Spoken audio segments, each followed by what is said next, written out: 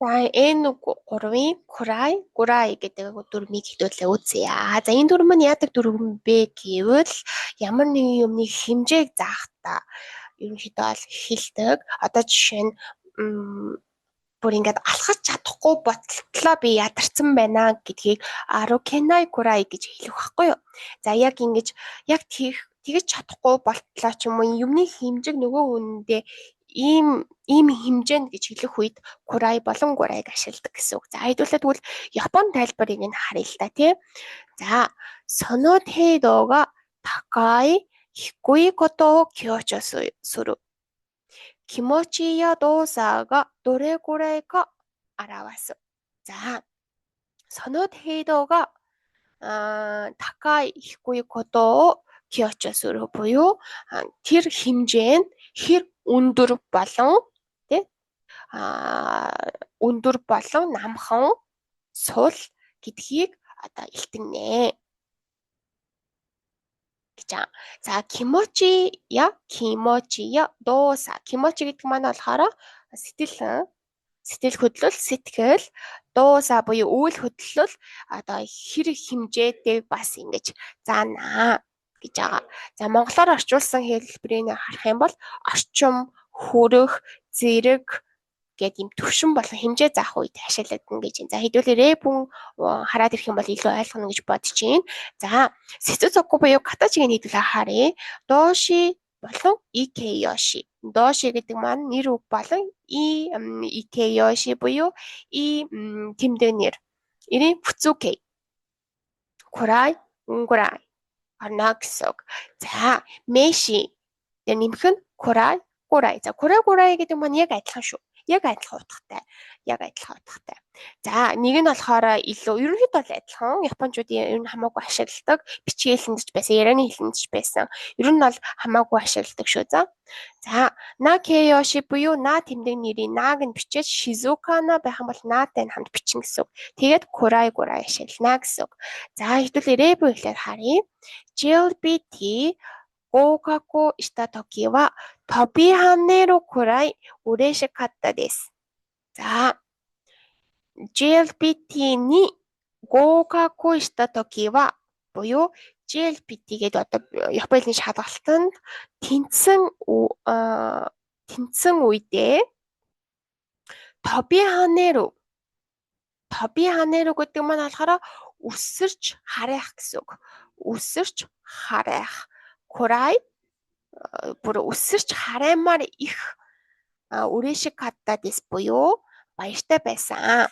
JLPT тэнцсэн үедээ бүр өсөрч хараймаар их тийм их би баяртай байсан гэдгийг болохоор ингэж илэрхийлнэ. Тэгэхээр энэ хүн хэр их баяртай байсан бэ? Бүр өсөрч хараймаар их баяртай байсан байж тээ. Тэгэхээр өсөрч хараймаар их бүр тийм одоо төвшөнд тийм хэмжээ энд би баяртай байсан гэдэг хэлэх үедээ курай болон гурайг ашиглана гэсэн үг. За дараагийнх нь арукенай курай ашига итай дэс. Буюу арукенай. За аруку гэдэг маань юу вэ? Алхах тий. Тэгвэл эний одоо чадахгүй cannot гэдэг бүр чадахгүй гэдэг хэлбэр нь болохоор ару күн кэло болно. Күн кэро хувирна. Арукугийн хүн кэло хувирна. Тэгэхээр арукенай болно гэсэн үг. Тэгэхээр арукенай курай ашига итай дэс буюу алхаж чадахгүй шахам хөл өвдөж байна. Бүр ингээ алхаж чадахгүй болтлоо. Бүр ингэж би ингэж өвдөж байна гэсэн утгыг нөгөө хүнд илэрхийлэхийн тулд курай гэдэг энэ хэмжээрийг ашиглах нэ. За дараагийнх нь Natsuясими но шукудай ва накитай курай ой дэс. За энийг юу гэж орчуулах вэ гэхээр Натсуясуми гэдэг чинь юу вэ? Юу штэ? Зуны амралт. Зуны амралтын шукудайва гэхээр даалгавар. Зуны амралтын даалгавар накитай курай ой дэс буюу ингээ бүр уйлмаар их байна. Бүр ингээ накитай курай бүр ингээ бүр уйлмаар их. Бүр ингээ гэж манай монголчууд бас ярьдаг шүү дээ тий. Бүр ямар уйлмаар их юм бэ тий. Ямар бүр гэсэн үедээ одоо энэ курай гэдэг дүрмийг ашиглах нэ. Нөгөө хүндээ та хэрэг хэмжээ гэдгээ сэтгэл зүрх одоо сэтгэлээ хэрэг гэдгээ харуулахын тулд энэ курай гэдэг дүрмийг ашиглах нэ гэсэн үг. За, もう一つの意味гинэ. За, кейши буюу ядчил гэсэн утгатай юу нь бол ядчил at least ядчил доорх зэргийн юм дутуу үнэлэх ихэвчлэн бага зүйлд хэрэглэнэ. За, жишээ нь Корейд энийг Японоор кейши дүү Японоор ерөнхийдөө тайлбарлаж байгаа энийг хэдүүл уншия. Кореだけはしてほしい. これだけ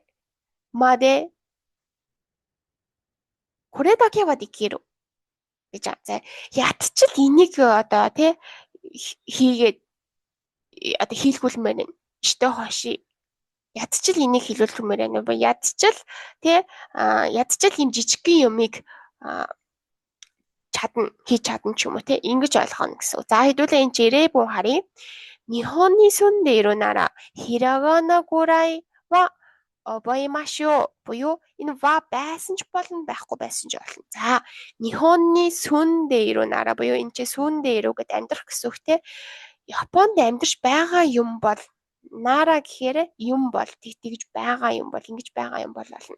日本に住んでいるならбуюу Японд амьдарч байгаа юм болひらがなぐらいядчил at least гэсэн үг шүү дээ. Англиар хэлэх юм бол ひらがなぐらいはядчилひらがなядчилひらがなзээжлж хийдээ.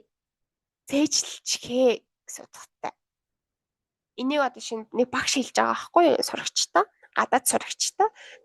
Тэгээд одоо шинэ Японд 1 жил амьдарсан нэг гадаад Америк хүн бай гэж бодъё те.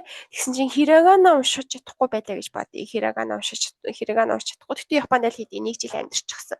Тэгсэн чинь багш нь одоо тэр Америк сурагчтай загнаж байгаа байхгүй юу? Нихонны сүндээр нараа ядчил Японд амьдарч байгаа юм бол хирагана гурай обоямашуу гэд багш нь сурагчтай хэлж байгаа байхгүй юу?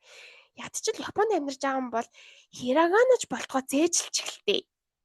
Зээжлэлтэй. Ядчил одоо тий ядчил хирагана.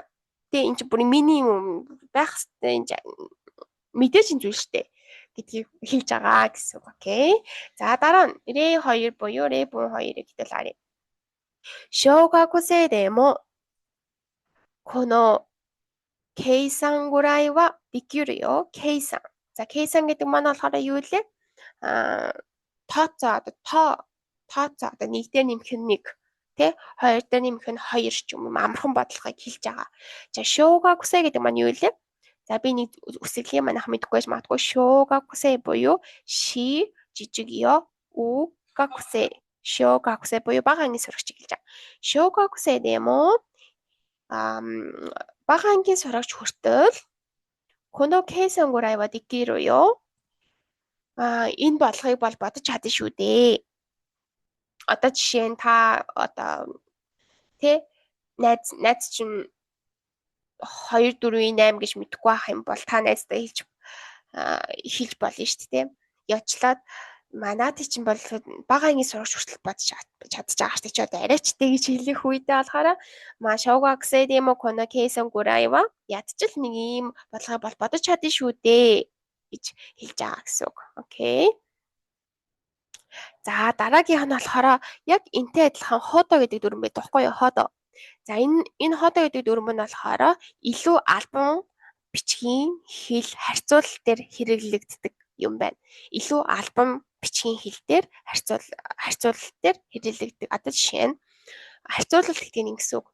Аната ходо ясаши хитто ва инай. Өөр хүнтэй харьцуулж байгаа байхгүй юу? Аната ходо гэхээр бүр тань шиг сайхан сэтгэлтэй хүн энэ дэлхий дээр байхгүй гэсэн утгатай юм бол. Хүнтэй харьцуулалт нь шүү дээ. Өөр хүмүүстэй харьцуулаад байна тий. Тэгэхээр аната ходо тань шиг сайхан сэтгэлтэй ясаши хитто ва инай. Тань шиг сайхан сэтгэлтэй хүн байхгүй гэсэн. За, дараагийнх нь хэрэглээ нь курай гурай 2 бол яг адилхан. Японочууд бол нэг таадгүй гэж би анх хэлэхдээ хэлсэн. Гэхдээ зүгээр хальт зүгээр дурдах юм бол мэши дээр нэмэх нь гурай байх нь их байд юм шиг байна лээ. Гурай. За гурай гэдэг нь болохоор яриа дээр, курай гэдэг нь болохоор илүү бичгэн дээр бичигддэг тийм талбар байгаа гэж хэлсэн шүү. За баярлалаа.